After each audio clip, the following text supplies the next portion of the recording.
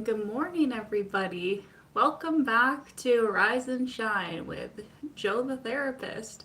My name is Johanna Dinsdale from Multi Therapy.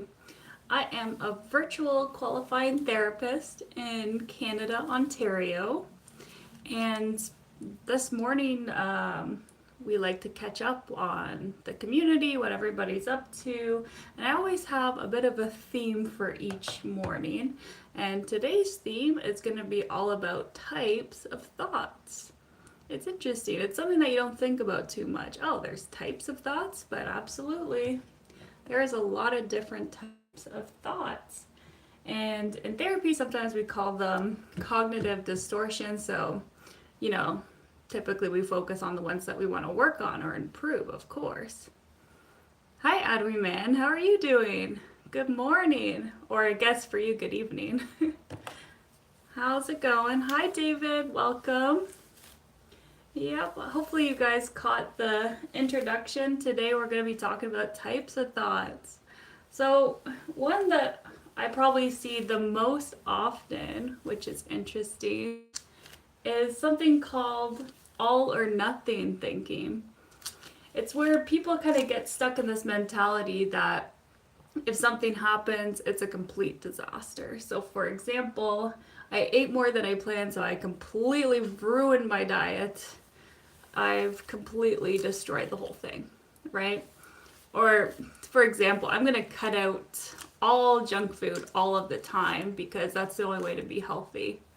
This kind of extreme behavior can be a little counterproductive, actually, right? Because by reducing all this stuff so much, it's actually causing you to really miss that thing as opposed to moderation, right? I'm glad to hear, Advan, that you're doing well. How are you doing, David? I'm good. I got my exam done yesterday, so that was nice to finally have that out of the way. Hopefully I don't have to take a big exam again for a long, long time. Because I really hate exams. They really stress me out. I try my best to be, mindful, but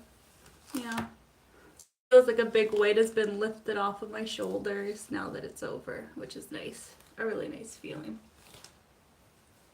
Yeah, another example of all or nothing thinking is if I made a mistake, I'm a failure, right?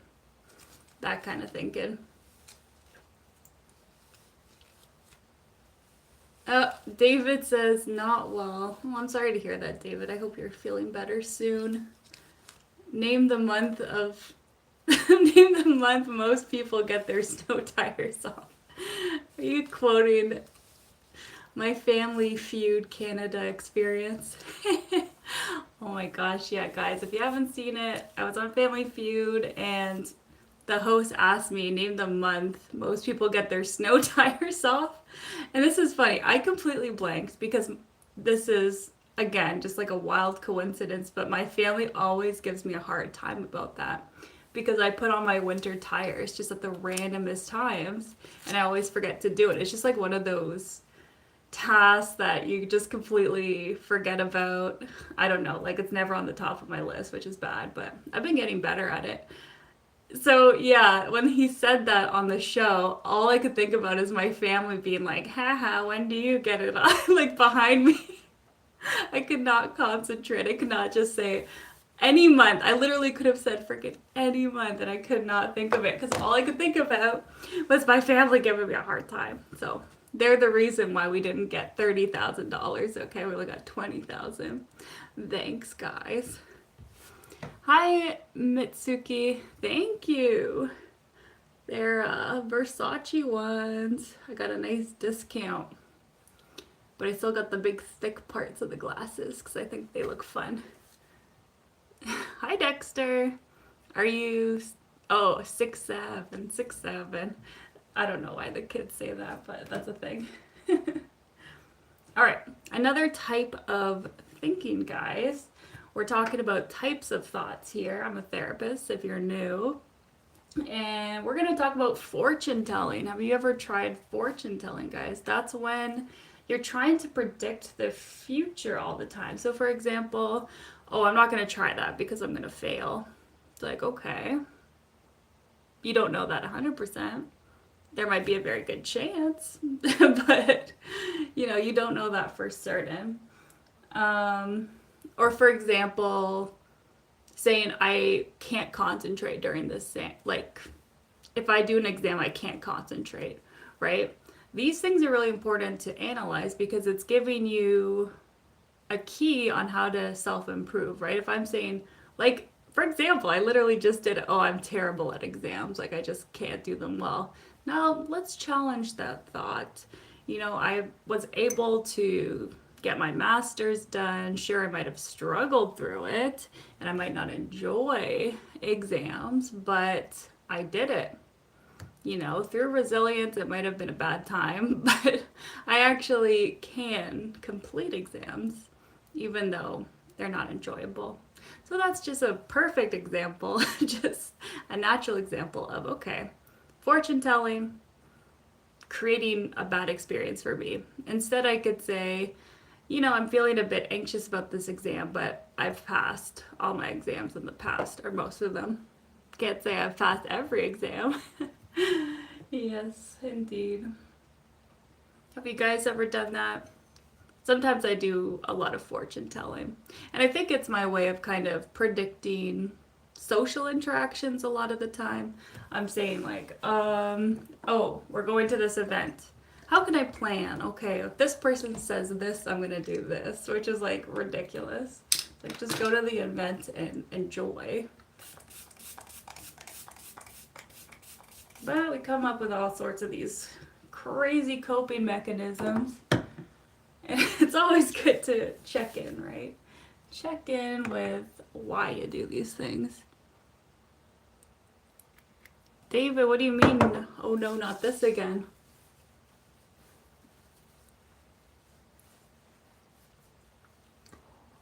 Okay, that's my face. What else do I need? This one.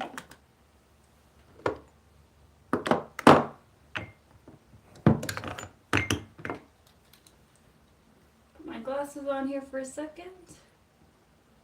What's the next one I'm going to talk about? Oh yeah, discounting the positive. This is a fun one. Oh, I don't know what 6-7 is, honestly. Maybe I should have said it. I have no idea what it is. I just know the kids like to say it. Is there a deeper meaning? I don't know. Oh, kids these days. We had our weird stuff too, so I'm just like, I'll understand it one day maybe, and if not, I'm okay with that too. So yeah, discounting the positive would be, for example, I passed my exam, but I got lucky, right? It's kind of diminishing the work that I put in to pass my exam, which isn't really fair, is it? It's like, okay, I passed it. Doesn't matter if maybe there was a component of luck, but maybe it's because I was working really hard and I studied hard. Yeah, so if you find yourself doing that, check in with yourself. Often, discounting the positive happens when you've accomplished something big and you kind of, it's almost like you're trying to be humble, right? It's like, oh, most people get into college, right? Hi, Sachin. Good morning. How are you doing? We're talking types of thoughts today. Yeah. So that's 3. We talked about all or nothing thinking. We talked about fortune telling and discounting or disqualifying the positive. Now, another one is called emotional reasoning, which is basically you let your emotions affect reality and let them guide your attitudes and judgments. So, for example, I'm scared of flying on planes, so they must be dangerous, right? And these ones are often like surprising when people really think about it. It's like, oh, I guess you're right. planes are actually the safest form of transportation, but I felt like it was such a dangerous thing. I really built this up in my head as this being dangerous just because of my emotions attached to whatever that thought is. You like my t-shirt? Thank you. This one's from Guess. Yeah. I love going to the outlet malls. I hate buying things for what? I had an Q&A sticker. What is that? All right. They just gave me this prompt to add this to my chat. So there you go, guys. Give me an answer. What's the weirdest thing in your fridge? YouTube's so crazy sometimes. Pulling all this random stuff. Yeah. So to counteract that emotional reasoning, it's just if you're having a strong belief about something, just recognize, okay, how much is this attached to my emotions? Is it a lot or a little bit? I don't know. All right, next, let's talk about labeling. So that's when we put a big label on somebody. For example, he's a huge loser. He's a bully. She's a complete jerk, right? There might be a lot of evidence to back that up. But by kind of boxing somebody into a small area of just, that's a jerk. Sorry. That person's just a jerk, always will be. Then you're kind of discounting, I guess, the reasoning behind why they might be behaving that way, right? And it doesn't excuse their belief or their behavior, right? So, for example, if someone's bullying you a lot of the time and you're just like, this person's a complete a-hole, it's like, well, maybe they're super insecure and they got issues, obviously. But by trying to push past just that label, you're able to have a deeper understanding, which might help with conflict resolution, especially if you have to work with this person a lot. Hi, Ishal. How are you doing? I remember you. Yeah, welcome back. Hi, Liu. Can I speak Chinese? I cannot. I know ni hao. Does that count? How are you, Ishal? What are you up to today? We're talking types of thoughts here. I am therapist Joe Dinsdale, virtual therapist, in case you missed it.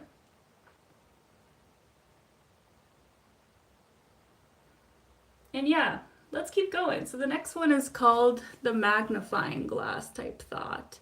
So you can either magnify parts of things. So example, I got a B on my exam, so I'm so inferior to everybody else. Or I got an A. It doesn't mean I'm smart, right? It's like you're focusing on different things. It's like instead of just the reality, okay, I got an A, you have to add something to it, right? It's like to match your belief. I like to see you again, Ishal. It's great to see you. Liu, are you from China? Is that why you ask? I love to hear where everybody's from. No, I'm Canadian. Hi, Vicus. Welcome back. I'm good. I finally got my exam done, so we're talking types of thoughts. All right, the next one is called selective abstraction, also called mental filter or tunnel vision. So this is when you pay attention to one or few details and fail to see the whole picture. So for example, let's say I'm giving a presentation to you guys. I'm talking about types of thoughts and everything. And everybody in the comments are being very nice, but then there's one comment who says, "You suck." And that's the one that I take away. I'm like, oh, dang, that one person said something super mean. And oh my gosh, guys, if this is you, it's a very natural thing to do, and it's really hard to not just focus on that one negative. A lot of the time people say, it takes 10 positives to undo a negative, right? And that's because these negative things really stick with us. It's hurtful. As opposed to a bunch of compliments. If I compliment you 10 times and then I say, actually, you're super ugly. Like, of course you're going to remember that. Even if I say, oh, never mind, like, you're actually beautiful. I'm going to tell you you're beautiful 10 times. Like, you're going to say, well, geez, you were really mean that one time. You like the video, Vicus? Thanks. I appreciate the like. Oh, right, you're from Brazil. I think you told me that. That's really cool. I went to Brazil once and I did, what do you call that? Where you run off the hill? Paragliding. Oh my gosh, it was so beautiful. But the guy I was paragliding with in Brazil was absolutely nuts. We went right over like the Copacabana. It was so amazing. Wait, am I saying that right? Sorry guys, it's early and I still have exam brain. Yeah, with the cool like path and everything by the ocean. We were flying around and the guy that I was working with, he was ex-military and I was like, "Let's do some crazy stunts." And he was like, "Okay." So I literally almost barfed. Like it was crazy. He went like zooming up together. So like I'm kind of like attached underneath him. And then we just went rocketing down towards the water. And the coolest part was I could actually see a shark in the water. Like we went so close to the water, I could see it swimming around. And then we went whoosh, right back up. Oh my gosh. It was the craziest experience. But I'm so glad we did it. Because I think he was bored of just doing all like the little tourists, you know, gentle flying around. So he was excited that we get to do some crazy stuff. David, you're gonna go get some cola? Coca-Cola. La la la la la la. You guys know that song? La la la la la la. I'm sorry guys, I didn't warm up my voice for singing, okay? Should we do a musical version one day? That would be fun. Oh, thanks. Thanks, Vicus. I'm not feeling very cute today. I'm feeling sweaty. I think I need to turn on my fan, but I don't know where the button is. Okay, so we talked a few different types of thinking. Oh, this is a fun one. This one I've done. My battery's down. My social battery, maybe. Yeah, mind reading. Have you guys ever done mind reading where you typically do this with people that you know really well and you just think that you know exactly what they're thinking? And I do this all the time with my family. And it's something that I've been trying to improve, especially because, you know, you remember them, especially like my siblings, right? Like we all live together. So there's a part of you that kind of imagines them at that, you know, like teenager age. It's a bit stuck in your head and it's hard to see them as like functioning adults now. You guys know what I'm saying, right? I'm a middle child. How about you guys? Are you only child, oldest, youngest? Let me know. Yeah, but we tend to we think that we know what they're thinking. So, for example, if I'm hanging out with the fam and then my sister makes a comment and I'm like, oh my gosh, like, she's definitely trying to be mean to me right now. And she's called me out for this before. She's like, can you stop assuming I'm like the bad guy all the time? And I'm like, all right. I guess you've aged, matured. Okay, she asked me to do that, but she doesn't, okay? Sometimes she assumes that I'm assuming still, even though I've moved past that. Isn't that funny? It's like sibling stuff, especially siblings with a girl. We're very emotional and sensitive. Sachin, you learn from prediction knowledge study. Yeah, exactly. So, like, there's a pretty good chance that you know what they're thinking. But, you got to give them the benefit of the doubt sometimes.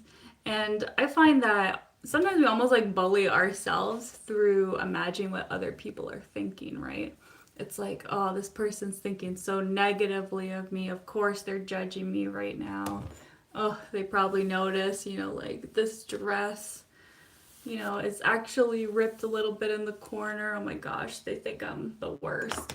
Where it's like, let's stop trying to mind read and let's go with the reality that I don't know what this person is thinking. I might have a good idea.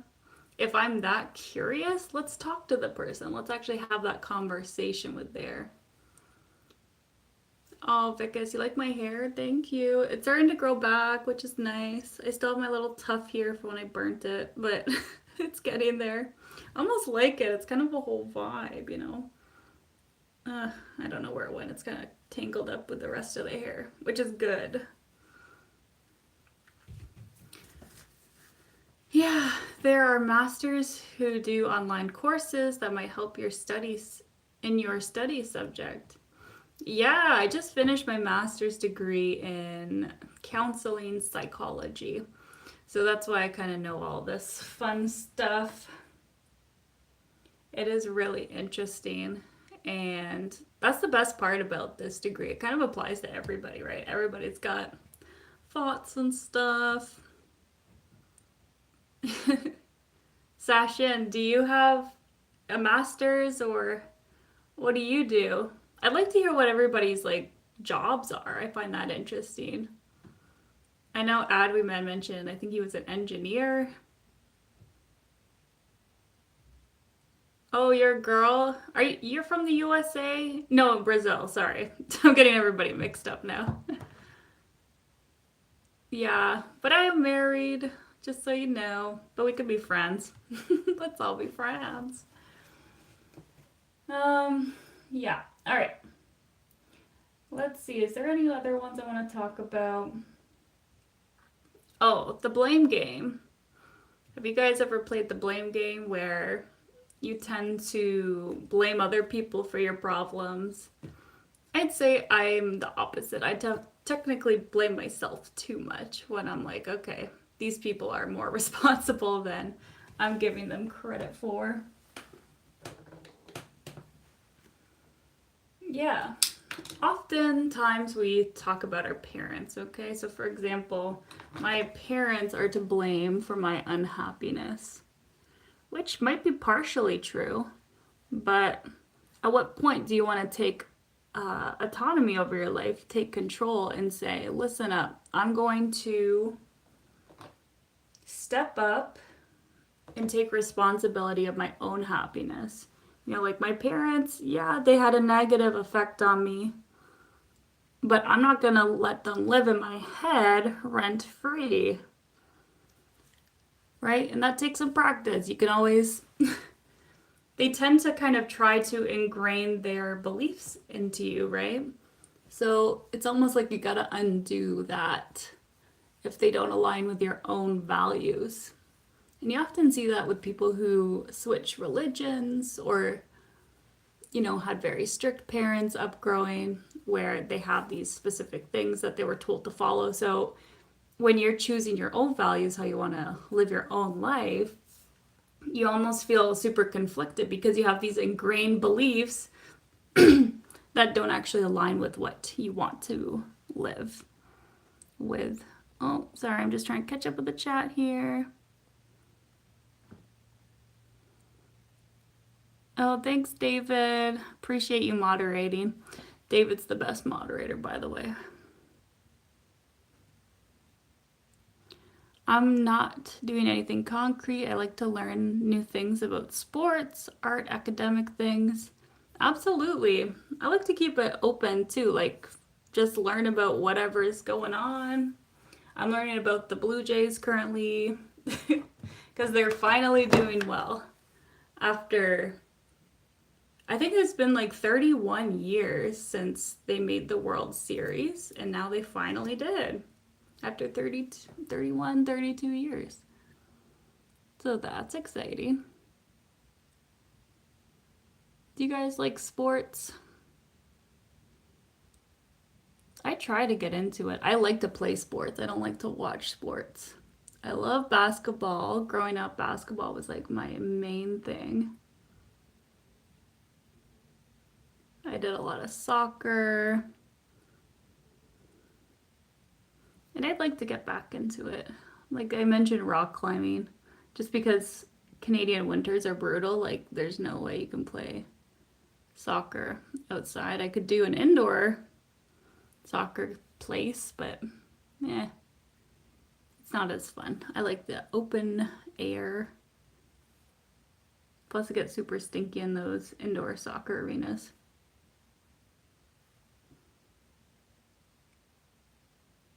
Yeah, strict parents are always protective at the same time. Yeah, definitely.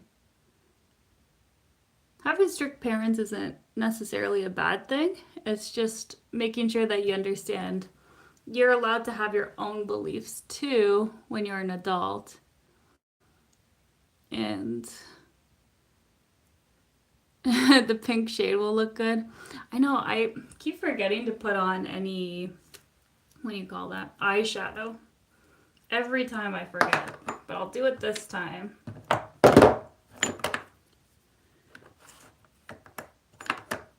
Aw, thanks, Lucas. Oh my gosh, so many compliments today. Guys, my ego is gonna go crazy.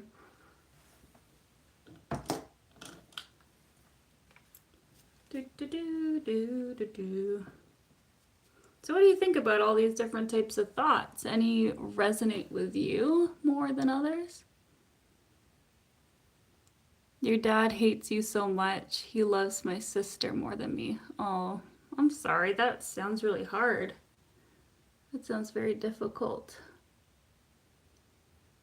Yeah, when parents play favoritism, it really does affect self-esteem, doesn't it? Like, and I find it happens in some cultures more than others. Like, my parents were pretty good. I'd say they tried to keep it pretty media. Well, what do you call it? They always say we love you each the same, which is nice. So I can't relate, but I can empathize to your experience of feeling like not as good as your siblings. That would be really hard. Okay, David, see you in a bit.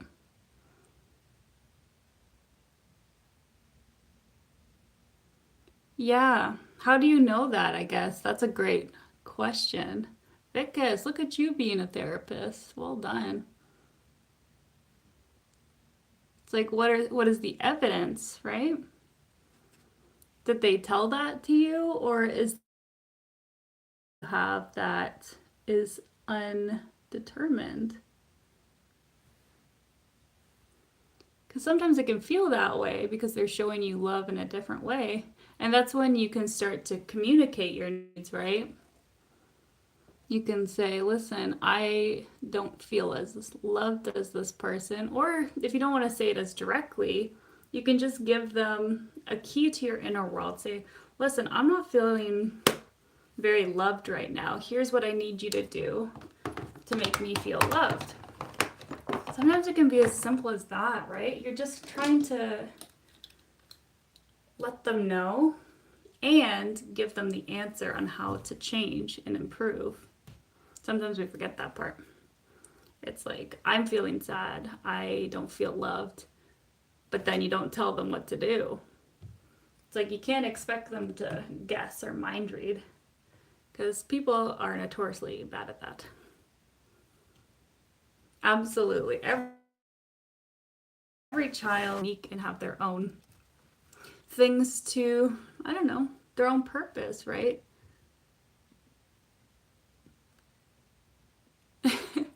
That's true. I guess any person in general, not just children. Alright guys, I'm almost done my makeup here. Let me get my little powder. A little bit of powder. And wait, let me just double check something first. Got a message here. Okay, yeah. So the last thought type that I'm going to talk in this video is the what ifs. Sometimes we can get really caught up in what if my car crashes? What if this person is mean to me? What if, I don't know, the sky falls? And that is kind of a limiting belief, right? You can get caught up in all the different what ifs, which I kind of talked about actually when I said, oh, what if this person says this at the party? What if they do this? You know, it's okay to have an action plan, but it can get too much if you're thinking about this 24/7, about all these what ifs and trying to plan ahead every step of the way so you're prepared for everything. Yeah. Now, Ishal, we really appreciate you sharing your story, and I hope that things get better for you, get easier for you. Checking in with your parents, right? Seeing if that is the truth or if this is just a belief. And if that's the case, just knowing that your self-esteem and your value is not connected to your parents' beliefs, okay? Your innate value is just by being who you are. No matter how your parents treat you, that doesn't lower your value as a person. And understanding who you are, your identity, what your purpose is in this world can help you really solidify that. What am I getting ready for? Right now, I'm getting ready for work. I'm gonna do some therapy sessions with some people. Yeah. Oh my gosh, Ficus. John B., what if I'm going to be happy? We can't have that. I don't know what that means. You're absolutely right. Though they have to fulfill your duties towards them. Well, that's a cultural thing, right? Some cultures say that parents are really, really important. Session, I believe. Did you say you're from India? Yeah, there's like really strong family ties, right? Whereas in other cultures, it's not so much. It's more individualistic, right? Where families, yeah, they're important, but they're definitely not as, I guess, tight, or you have to follow the instructions of your parents as much as certain cultures like South Asia, where parents are like, anything that they say pretty much goes. Yeah, yeah, that's right. Yeah. In Canada, it's more like, okay, if my parents said this, it's not even disrespectful per se, but parents give their opinion, but they respect if you decide to do something else, right? But in India, I believe if they tell you to do something and you don't do it, that's seen as very disrespectful. At least that's my knowledge. You can let me know. And again, this is just like generic stuff. Every individual family is different, of course. Yeah. What are you talking about, watermelons, Matt? All right, guys. Well, unfortunately, I gotta get going. Gotta get to work. So, again, my name is Johanna Dinsdale from Multi-Therapy. Feel free to subscribe if you haven't yet. And take care. It was great catching up with you all. Bye.